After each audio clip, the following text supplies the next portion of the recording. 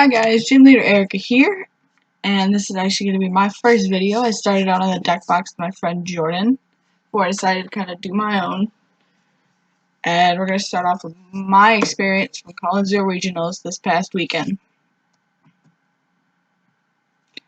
I made a slightly odd deck choice. I decided to play Glaceon Decidueye with Zoroark. I've played Decidueye for a very long time, literally since it came out, especially when Forest was legal. That just made it better. It was a bit of an awkward choice. I was hoping it could counter Volcanions.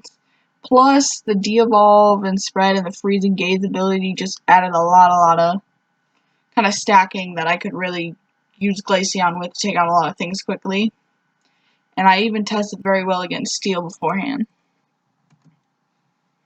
It's a tweaked list. We started out with like a base list that's actually still on the deck box. This one we tweaked a little bit. We have a 3 Rowlet, 1 Dartrix, 3 Decidueye GX line, with 4 of the Energy Evolution EVs and 3 Glaceon GXs. Added a 2/2 Zoroark GX line in order to make sure that we hit it and we don't prize it, because that is our draw support. At 1 Mew EX, which we decided last minute. It was a Buzzwell tech. It did actually come in handy in quite a few games. 2 Tapu Leles, Giratina promo because Greninja still exists. Greninja is a thing. And then Espeon EX for the de-evolve play, because with Decidueye and the spread from Glaceon's first attack, it's just too good. We slightly went really low cut on our supporter list. The only one to really play a lot of is Cynthia. We cut back on them and the Decidueyes in order to make 4 Puzzles of Time fit in, as well as 1 Float Stone. So yeah, 2 Bridget, 3 Cynthia, 2 N, 2 Guzmos, the 4 puzzles, 4 Ultra Ball, 3 Rare Candies, 1 Field Blower, which I slightly regret, but there wasn't room for a second one. 2 Choice Bands, Float Stone, and then decent amount of energy, 7 Water, 2 Grass, Water, Fire unit energies in order to attack with Decidueye if need be, and then 4 DCs. Round 1. Now, I'm not going to make it sound like I did well at this tournament. I did not. Round 1, I played against Vikabulu. I did not go first, which, when I am playing against this, I really do. Actually, relatively with any match with Glaceon, I want to go first. I want to have setup. I want to lock down. I want Eevee in the active. Water Energy. Bridget, let's go. Kikabulu is a good list. I actually really like it, and if I had play tested it at all, I might have played it. The one thing I noticed, though, that gave me knockouts in general was the spread damage with Tapu, or the spread damage with Glaceon and the Decidueye GX. The Decidueye GX, if you stack 2 of them on, you can knock it out with Glaceon's GX, or you can knock it out with Zoroark GX and a Choice Band with a full bench. So not too bad, plus you can damage the Vikavolt and de-evolve to knock them out. I don't remember, guys. I'm not even going to try. I looked at the guy's name and I was like, I could not remember. All I remembered was I got donked. I was 0-2 at this point. I was feeling pretty bad about making this decision on this deck. Destinated Necrozma with Magnezone and Octillery. This one I hadn't seen. I had seen, obviously, Decimated Necrozma with Magnezone. I've not seen Octillery as the draw support. Most of the time I saw Zoroark. That was the big one that I saw hyped. We did push it to game 3. He went first game 1, got the Magnezone out pretty quickly. It was about turn 2 or 3 he had Magnezone out. So from there on, there was no real comeback. I won game 2 pretty quickly. I locked down first turn. Did what it was supposed to do. Lost game 3. 0-3. We get a lunch break, and this is where the random streak comes in of, well, this is an odd round, guys. It is the most confusing round of Pokemon I have ever played. We went to Arby's, which was a bad choice. We had 45 minutes. Everyone was in Arby's. I paid for a sandwich, never got it. My friend Jordan had to give me his fries as we ran back to the convention center to make it on time. I go to sit down at my table. and there's a note to move to one of the Z side tables. And the first thing I did was ask the judge. I got directed over there, sat down for a bit. The judge came back, noticed there was no match slip. Went to go find the match slip after the round started, and came back, did the first mark, came back, did another mark, and gave me the win. Now, I walked away after that. I went to talk to some people, went to the vendors, and I literally sat down. It had been over 20 minutes since he had signed the tardy on the match slip. I got called to the hub, which is the very center where everything's happening, where all the computers are, where they're checking everything. I get told that we need to play it out, because apparently my opponent was sitting at the other table where the note was, which made no sense because the judge had been there, because he went in between the two, actually, to check. So, we played out, and mind you, this is about almost 40 minutes into the round. It's a 50-minute round. It basically would take me from getting a win to forcing a tie. So, we play it out. It's going to end in a tie. Like, he took 2 prizes, and we were almost done with game 2. And even with the 5-minute extension that they had given us in 3 rounds, or 3 turns, there wasn't going to be... he won that game, I'll give it. But the head judge sits down with us. I had to talk to that man. And I'll give it to him, I was probably pretty rude. I was annoyed. I had run here, I was hungry. Didn't get my lunch. Was given a win. And then suddenly was told, oh, you need to play it out. So when I asked him straight up, I was like, so why did we have to play this out again? He goes, oh, well, we didn't know why the match slip was marked. And I was like, because no one was at either table. My opponent was late. And my opponent stayed quiet for a very, very long time until he eventually admitted to the judge that, yeah, he was more than what he had told him originally late. I believe he told the judge he was 10 minutes late. Which still would have been a game loss. That still would have been, that you still would have marked late. He was marked as a no-show on the slip, and I was given the win on the slip. The head judge didn't know why, and didn't know who had pulled it back out either. But I basically said, well, you called me 20 minutes after this had been signed, which was already 15 minutes into the round. Like, we're basically 40 minutes in, and you wanted us to replay this. And he goes, oh, I didn't realize it was that late.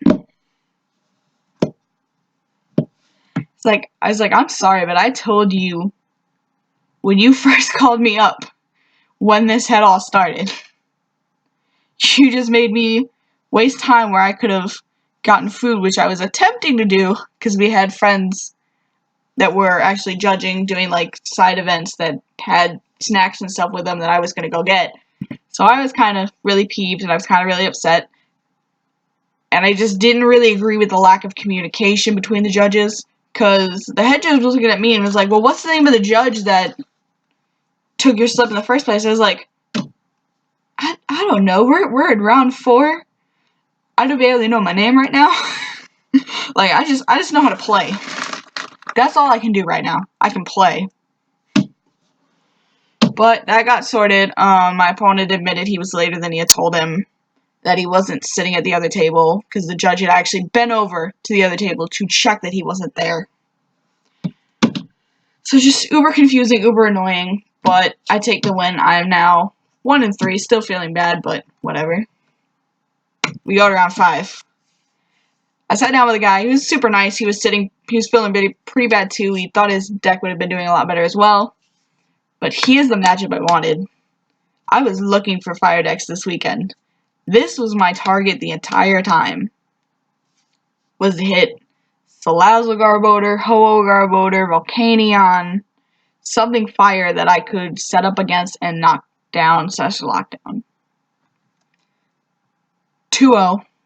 Donked him pretty quickly in less than 25 minutes. 2-3. Starting to feel better. I have faith in the deck again. It's starting to work. It's actually starting to give me everything I need on turns. Round 6. I should not have won this round at all. It was Vikabulu. I did go first, the first game. He was gonna win, and I scooped. We went to the second game. Took that game with de-evolve. Third game. He has game in hand. He has game in general. Like, he has Vikavolt set up. He has a way to set up another Vikavolt, and he had Energy Recycler in his hand. I had Glaceon in the active. He Ultra Balled, discarding the Energy Recycler, and a Skyla. Taking away his chance to get the energy back in the deck that he needed, and taking away a chance to put out another Vikavolt. He realized it after he put down the Tapu Lele to try to search, and I kind of was like, no. And he still technically could have won the game. I don't really know what he was doing. He had a Vikavolt on the bench. I'll give it that I knocked out the Booloos, but he could have won easily by charging up the Lele on the bench. Instead, it was knock out a Booloo, drop damage on the Tapu Lele, bring it up, put Zoroark in the active, find the choice band, game over. It felt pretty good. I mean, I shouldn't feel bad that my opponent misplayed and took away his own game, but, like, we 3-3, and I don't even know how we ended up 3-3. Like, I felt terrible all day up until round 4, and we're doing good. We have a chance at points. Round 7 was interesting. I actually sat down with a really nice guy, had a good chat. Like, he was super happy, super fun to talk to. I actually super enjoyed this round. He had a Solgaleo GX deck with Prism, no Magnezone, Decidueye and Espeon are, like, made for each other, especially with this matchup. I took game 1 by de-evolving and killing 2 Cosmogs. He had the Cosmoem out, and he set up the GX with the Solgaleo, but I dropped the damage counters with 2 Decidueyes, threw a choice band on Glaceon, GX for game. Go to the next game. He's getting set up. I'm getting set up. Glaceon's in the active. He can't really do much. He had at one point, I had 2 Solgaleo GXs out, a Solgaleo baby, and the Prism. And I'm thinking, okay, he has a pretty good shot. He can't hit the energy. He wanted to Ultra Road in his Solgaleo GX, but of course, he's locked down. So, the baby is sitting in the active with, I think, 2 energy on it. He's trying to find a third, but he had an empty hand by the time he had finished his turn before. So he's just sitting there. So, set up damage, spread, good game. I still don't know how I did that. I've never just straight won 4 games in a row in TCG. I can do it in VGC. VGC is simple in some ways, but it felt good, guys. It felt really, really good. And I love the deck. It's a very, very fun deck to play. It's very, very similar to Zoroark Decidueye, but the Glaceon element I just like. It adds a lot to the deck, and it adds a lot of shutdown capabilities. It is slow when it's set up, especially because you have to basically get water energy and a DC in order to attack. But overall, it's worth it. Round 8. I had been talked into playing round 8 because after everything that had happened, especially after round 4, I was done. I really didn't even want to play anymore. But, Jordan, my friend, had promised me a round of drinks at Applebee's later with Danny from Dead Draw Gaming and Aaron from Trainer TV if I finished out the round, because this is his deck. He built this deck originally, and he helped me tweak it and get everything ready and put in what I wanted. And honestly, he does that with most of my decks. He's really, really good at building his list and finding text to put in and stuff and small things that just help it work better. But, this round I thought I hit what I wanted. I hit a Ho-Oh. I'm going second, which I don't want ever in game 1. I have the UV out, I get the Glaceon up. He didn't even need to Kiawe at all. 3 max elixirs, all hit, all go on Ho-Oh. Attaches 1 energy to Tapu Lele, which was in the active. He drew into the Ho-Oh GX. Rip my dreams. Sycamore to have a full hand. He Sycamore with an empty hand too. We had to high five for that. It was nice. Game 2. He swept me. Game 1. Game 2 I start Lele, Rowlet, and a handful of energy. No, I didn't have Rowlet. It was just Tapu Lele energy. I drew into a Rowlet, but still. He knocked me out. I couldn't do anything. He Kiawa'd, set himself up. Just got destroyed. Really cool guy though. I couldn't be too salty. Like, we literally sat there and talked about Steven Universe for a good, like, 15 minutes before I went to go get drinks. Overall, super fun tournament. It was run pretty well. There's a little more things that could have been done clearer, and organization of matches and tables, because a lot of people were either lost looking for their tables, or they were placed at the Z tables, or notes were left over from over rounds for the Z tables. I did definitely enjoy myself. Jordan had invited Aaron down, and I have never met Aaron before. I've watched his videos for a while, and the man is fun. We may have picked on Jordan a little too much, but the man was fun. I would definitely play this deck again. It's probably going to be my League Cup deck from now on, unless I decide to play Metal for whatever reason. And just a little bit of advice. Whether you do good at a tournament, whether you do bad at a tournament, sometimes when you're just done with it, it is a really good idea. If you are of age, mind you, if you are of age, go to Applebee's and get Dollar Bahama Mamas and drink with some good friends. But that's it from me, guys. Thanks for listening in. Come back whenever you like. The gym doors are always open.